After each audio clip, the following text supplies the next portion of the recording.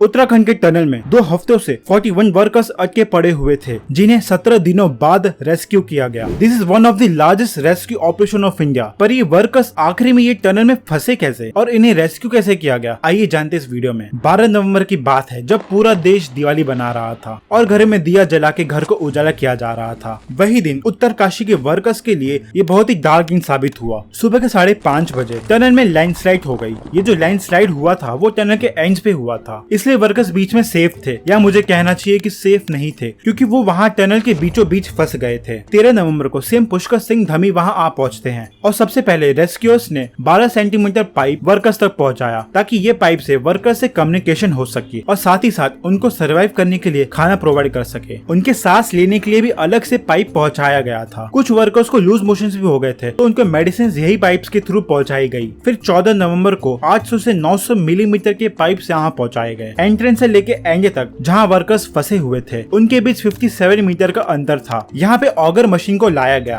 और उनकी मदद से हॉरिजॉन्टल ड्रिलिंग की टनल के अंदर, जिसमें 800 से 900 मिलीमीटर के पाइप्स डाले गए और इनके ही थ्रू बाद में एसेंशियल चीजें वर्कर्स तक पहुँचाई गई। इसके बाद सीधा आ जाते हैं 18 और 19 नवंबर को। पीएम की टीम से 5 इवैक्यूएशन प्लान्स बनाए गए। यही दिन ट्रांसपोर्ट मिनिस्टर नितिन गडकरी जी यहाँ रेस्क्यू ऑपरेशन के लिए पहुँचे और उन्होंने वहाँ के हालातों को समझा। अब यही सोच रहे होगे कि क्या दिक्कत आ रही थी ये सब में, तो हो ये रहा था कि मलबे के बीच लोहे का धातु आ रहा था, जिसके कारण मशीन ठीक से अंदर ड्रिल नहीं हो पा रही थी। फिर 23 नवंबर को ये लोहे का धातु हटाया गया और ऑपरेशन को रिज्यूम किया गया। लेकिन बात यहाँ खत्म नहीं होती। अब नई प्रॉब्लम आती है कि ये लोग जो बोरिंग मशीन जहाँ खड़ी होकर ड्रिल कर रही थी, तो उसकी जमीन पे क्रैक्स आने लगे, तो इसकी वजह से वापस काम को रोकना पड़ा। 25 नवंबर को international tunnelling expert Arnold Dix को बुलाया गया। उन्होंने ये राय दी कि हमें मैनुअली या फिर वर्टिकली ड्रिलिंग करनी चाहिए। इनकी राय मानते हुए 26 नवंबर को 86 मीटर की वर्टिकल ड्रिलिंग का स्टार्ट हुआ। 26 नवंबर की रात तक मशीन ने अंदर 19 मीटर ड्रिल किया था। फिर 28 नवंबर को मशीन फ्लेयर की वजह से 10 मीटर ही बचे रह गए थे।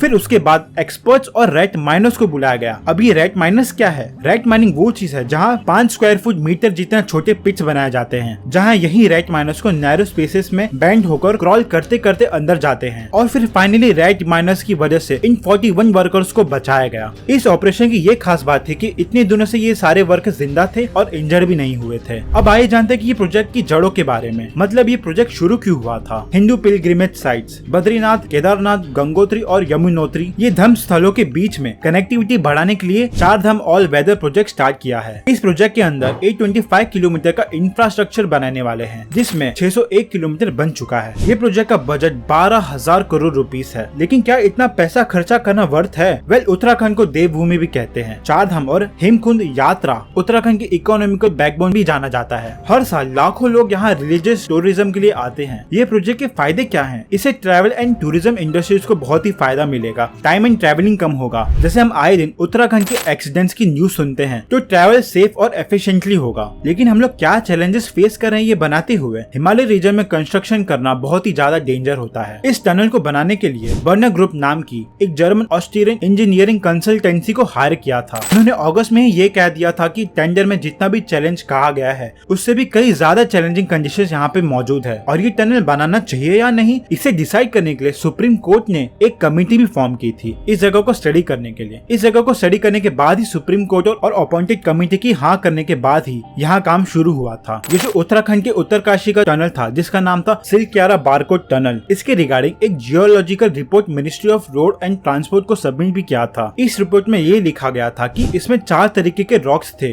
जिसमें 20% गुड्स रॉक्स थी, 50% फेयर, 15% पुअर और बाकी का 15% वेरी पुअर कैटेगरी में आता था। ये भी कहा गया था कि रॉक्स के बीच में वेजेस भी हो सकते हैं, जिसका रॉक के स्टेबिलिटी पे इम्पैक्ट होगा। तो यहाँ पर टनल बनाना तो सेफ नहीं था। तो क्या ये रिपोर्ट्स को इग्नोर किया गया था? ये तो आने वाला वक्त ही बताएगा, क्योंकि इस पे इन्वेस्टिगेशन चालू हुई है, जिसका रिजल्ट आते ही हम इस पे पार्ट 2 भी लाएंगे। हिमालय जैसे पहाड़ में टनल बनाना एक बहुत ही मुश्किल का काम है। इस हादसे से हमें एक सीख मिलती है कि ऐसे अनप्लान कंस्ट्रक्शन करना और नेचर के साथ खिलवाड़ करोगे तो नेचर तो अपने रंग दिखाएगी ही। अभी इंसानों को टेक्नोलॉजी में बहुत ही आगे बढ़ना है। वैसे हमने फ्यूचर टेक्नोलॉजी कैसी होगी उस पर एक वीडियो भी बनाया है, आपको आई बटन या डिस्क्रिप्शन में उसका लिंक मिल जाएगा। दोस्तों, वीडियो से कुछ इन्फॉर्मेशन मिली तो वीडियो को लाइक, चैनल को सब्सक्राइब जरूर करना। मिलते हैं नेक्स्ट वीडियो में। जय हिंद।